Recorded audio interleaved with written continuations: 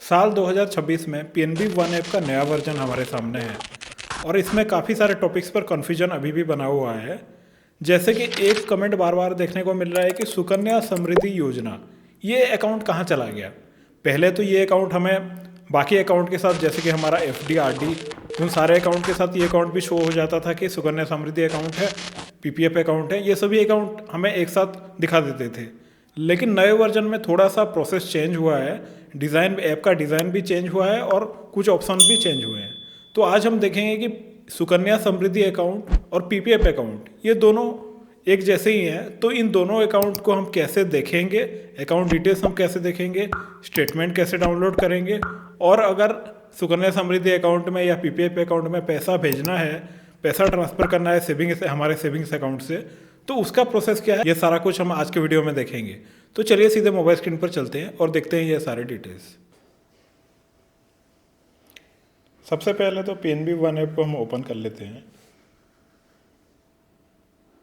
अब इसमें लॉगिन कर लेते हैं। तो अभी हम पीएनबी वन ऐप के होम स्क्रीन पर हैं।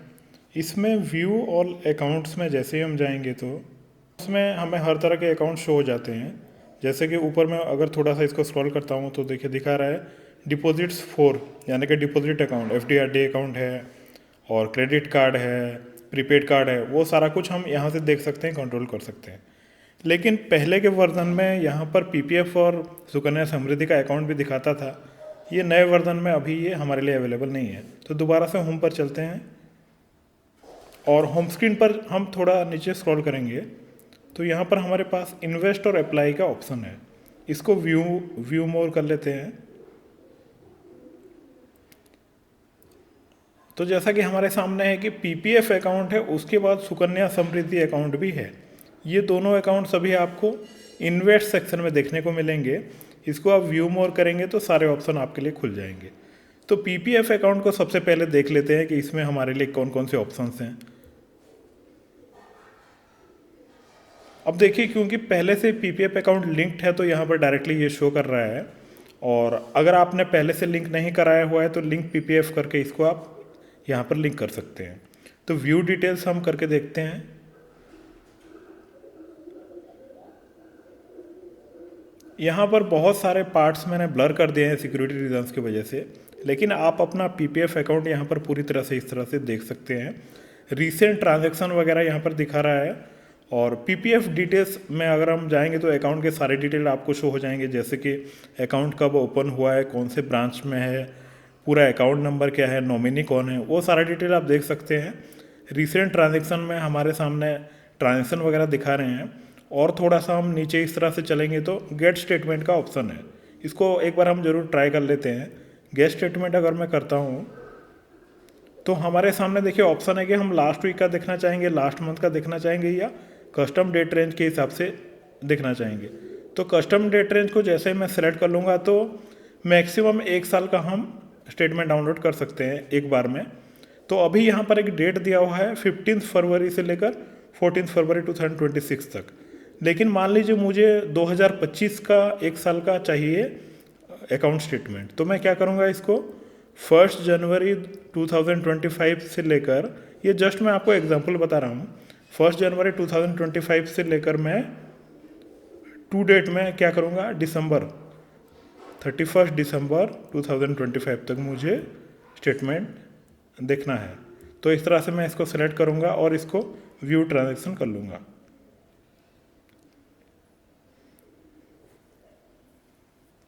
पहले तो हमारे सामने ये सारे डिटेल्स आ चुके हैं, ट्रांजैक्शन वगैरह, और हमारे सामने ऑप्शन है कि क्या हम इसे एक्सेल फाइल के रूप में डाउनलोड करना चाहते हैं या पीडीएफ फाइल के रूप में डाउनलोड करना चाहते हैं। तो अभी मैं पीडीएफ को सेलेक्ट कर लेता हूँ।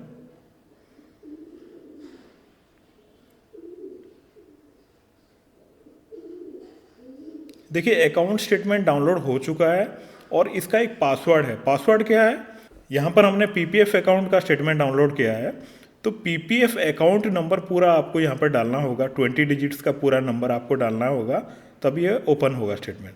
तो चलिए इसको मैं जल्दी से एंटर कर लेता हूँ। पासवर्ड मैंने एंटर कर दिया है, अब इसको ओके कर लेते हैं।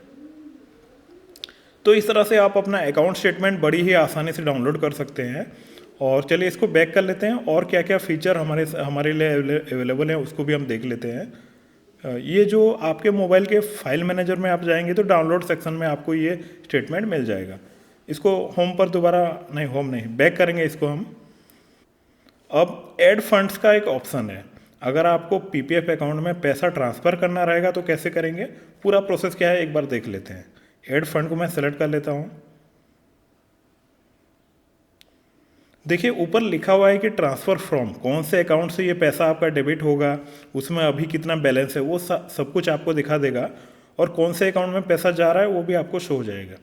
तो अभी के लिए देखिए यहाँ पर दिखा रहा है कि मिनिमम 500 आप इस तरह से ट्रांसफ़र कर सकते हैं और मैक्सिमम अमाउंट 1,50,000 तक आप कर सकते हैं। तो ठीक है, अभी के लिए हम 500 ही कर लेते हैं और नेक्स्ट कर लेते हैं इसको। इसको कंफर्म करना है, चलिए मैं कंफर्म कर लेता हूँ।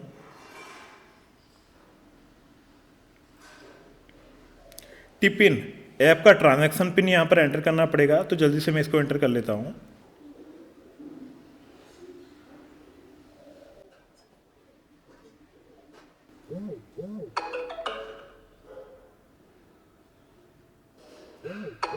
देखिए मैसेज वगैरह तो आ गया, हाँ ये ट्रांजैक्शन भी सक्सेसफुल यहाँ पर हमारा हो चुका है। और आप चाहें तो इस रिसीट को शेयर भी कर सकते हैं। अभी मुझे शेयर करने का कोई ज़रूरत नहीं है, तो दोबारा से हम व्यू अकाउंट में चलते हैं। तो पीपीएफ अकाउंट के लगभग हमने सब कुछ देख लिए, सारे डिटेल्स। इसको बैक कर लेते हैं।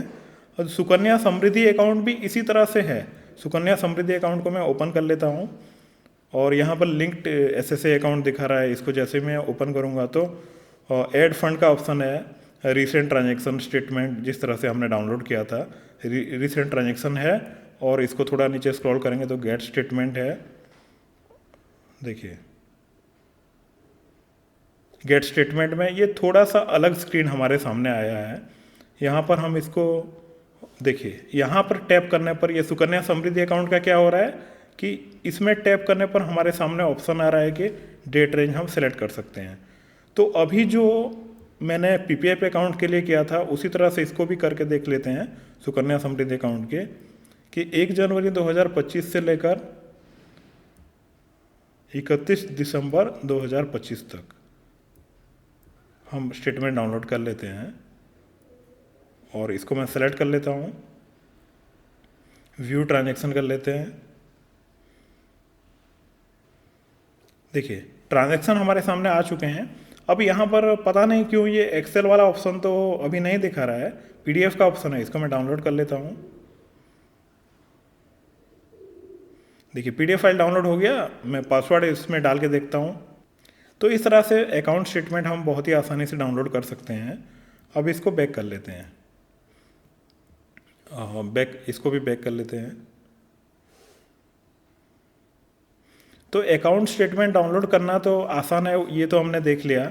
इसके अलावा सर्विसेज में ऑप्शन है, सर्विसेज में हम जाएंगे तो यहाँ पर हमारे सामने ऑप्शन है कि लिंक सुकन्या समृद्धि अकाउंट। अगर आपके पास सुकन्या समृद्धि अकाउंट अगर आपने पहले से लिंक नहीं कराया हुआ है तो यहाँ से आप इसको लिंक कर सकते हैं, डी लिंक कर सकते हैं, शेड्यूल इंस्ट्रक्शन कर सकते हैं, अकाउंट डिटेल्स भी आप यहाँ से देख सकते हैं। और ऐड फंड भी एक बार हम करके देख लेते हैं। देखिए ऐड फंड अगर मैं करता हूँ, अभी इसमें भी हम 500 रुपीज़ डालेंगे तो दिखा रहा है कौन से अकाउंट से डेबिट होगा। इसको मैं देखिए इसमें लेकिन मिनिमम अमाउंट कितना है, मिनिमम अमाउंट 250 रुपीज़ है और मैक्सिमम लिमिट है 1,50,000। तो ये गवर्नमेंट का जो रूल है उसी हिसाब से ये सेट किया गया है। तो 500 इसमें भी हम डाल लेंगे। इसको मैं नेक्स्ट कर लेता हूँ, इसको कंफर्म कर लेते हैं। टीपीन एंटर कर लेते हैं।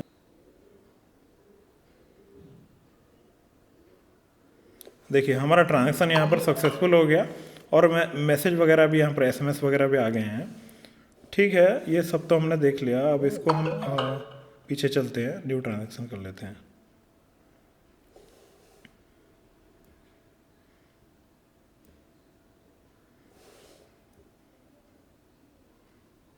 तो इस तरह से हम पीपीएफ अकाउंट और सुकन्या समृद्धि अकाउंट को मैनेज कर सकते हैं। अगर आपके ये अकाउंट्स पहले से लिंक्ड नहीं है तो आप इन्हीं ऑप्शन में जाकर इन अकाउंट्स को लिंक कर सकते हैं। इसके अलावा एक दूसरा ऑप्शन भी है जो कि आपको ज़रूर पता होना चाहिए कि यहाँ पर एक पे एंड ट्रांसफ़र का जो ऑप्शन है, इसमें फ़ंड ट्रांसफ़र ऑप्शन है। फ़ंड ट्रांसफ़र में क्या है, यहाँ पर भी हमारे पास एक ऑप्शन मिल जाता है जैसे हम फंड ट्रांसफर में जाते हैं कि transfer to other PPF account, transfer to other Sukanya Samriddhi account. इसका मतलब ये है कि पीएनबी में मान लीजिए आपके फैमिली मेंबर का या किसी का पीपीएफ अकाउंट है, आपके फैमिली मेंबर का या रिलेटिव का किसी का सुकन्या अकाउंट है, उसमें आप पैसा डालना चाहते हैं तो क्या करेंगे? तो इसको आप सेलेक्ट करेंगे, फंड ट्रांसफ़र में जाकर इस ऑप्शन को सिलेक्ट करेंगे। यहाँ पर आप अकाउंट नंबर को एंटर करेंगे, अमाउंट एंटर करेंगे और आप पैसा ट्रांसफ़र कर सकते हैं। तो इस तरह से, लेकिन फंड ट्रांसफ़र से आप जो पैसा ट्रांसफ़र करेंगे पीपीएफ अकाउंट और सुकन्या समृद्धि अकाउंट में, उसमें एक कंडीशन है कि वो अकाउंट, वो PPF account, Sukanya Samriddhi account PNB का ही होना चाहिए। दूसरे बैंक में होगा तो इस ऑप्शन से ये इस तरह से ट्रांसफ़र नहीं हो पाएगा। तो इस टॉपिक से जुड़ा कोई भी सवाल है तो कमेंट सेक्शन में आप जरूर लिखें। तो आपने अपने पीपीएफ अकाउंट और सुकन्या समृद्धि अकाउंट को लिंक कराया हुआ है या लिंक कराने में कोई परेशानी आ रही है, कमेंट सेक्शन में जरूर लिखें। और इस वीडियो को एक लाइक कर दीजिए। चैनल के साथ जुड़े रहने के लिए चैनल को अभी सब्सक्राइब कर दीजिए। मिलते हैं नेक्स्ट वीडियो में। धन्यवाद, नमस्कार।